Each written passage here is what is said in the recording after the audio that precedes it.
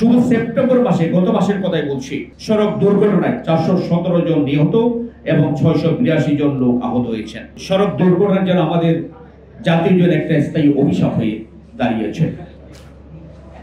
প্রতিদিন দেখবেন পত্রিকার পাতা খুললে বাংলাদেশের কোথাও না কোথাও সড়ক দুর্ঘটনা হচ্ছে, মানুষ মারা যাচ্ছে অথবা পঙ্গু হচ্ছে। এই মর্মান্তিক ঘটনাগুলো শুধু ব্যক্তি এবং পরিবারকে নয়, পুরো সমাজ এবং অর্থনীতিকে ক্ষতিগ্রস্ত করছে। কোন কোন দুর্ঘটনায় পরিবারের একমাত্র উপার্জক ব্যক্তিটি প্রাণ হারান, তখন ওই পরিবারের কি অবস্থা হয় একবার ভেবে দেখুন। সন্তানরা তার স্ত্রী কিংবা মা বাবাকে ভিক্ষার ঝুলি নিয়ে নামতে হয়, এমন অনেক উদাহরণ আছে। এক্সট্রিম মশার কয়েল প্ল্যান্ট ফাইবার দিয়ে তৈরি, ডেঙ্গু, চিকুনগুনিয়া বাহি সহ যে কোনো মশার বিরুদ্ধে দেয় এক্সট্রিম সুরক্ষা। আর যারা পঙ্গুত্ব বরণ করেন তাদের পরিবার অবস্থা আরো করুন, আরো শোচনীয়।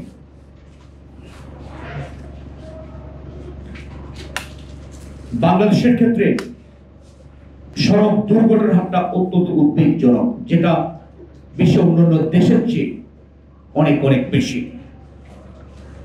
বিআরটিএ তাদের ওয়েবসাইটে প্রকাশিত দুর্ঘটনা প্রতিবেদনের তথ্য থেকে দেখা যায় 2024 সালে, মানে গত বছরের কথাই আমি বলছি, দেশে প্রাণহানি হয়েছে 5380 জনের, অর্থাৎ মারা গেছেন।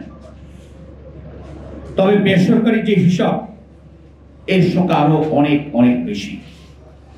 শুধু সেপ্টেম্বর মাসে, গত মাসের কথাই বলছি, দেশে 446টি সড়ক দুর্ঘটনায় 417 জন নিহত এবং 682 জন লোক আহত হয়েছেন।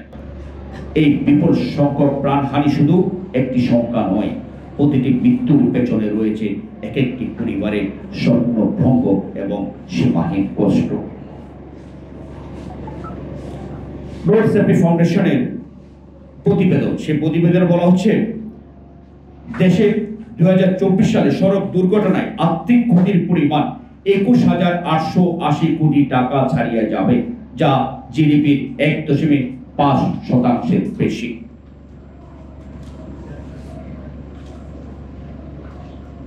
আমাদের কিন্তু ভেবে দেখার সময় এসেছে।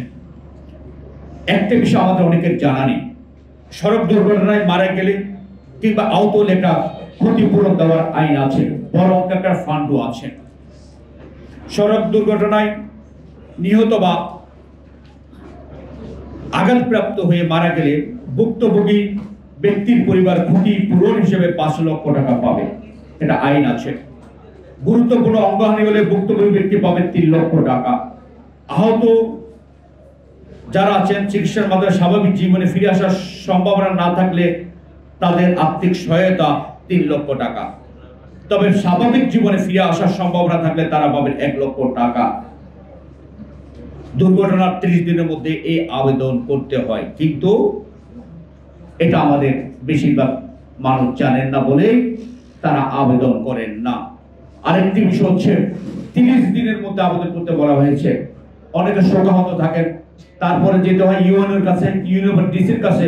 30 দিনের মধ্যে অনেকের পক্ষে আবেদন করা সম্ভব হয় না, যার কারণে তারা এই ক্ষতিপূরণ পাওয়া থেকে বঞ্চিত হন। আমি সরকারের কাছে আহ্বান জানাবো এটা অন্তত 90 দিন করার জন্য। মানুষকে যদি সহযোগিতা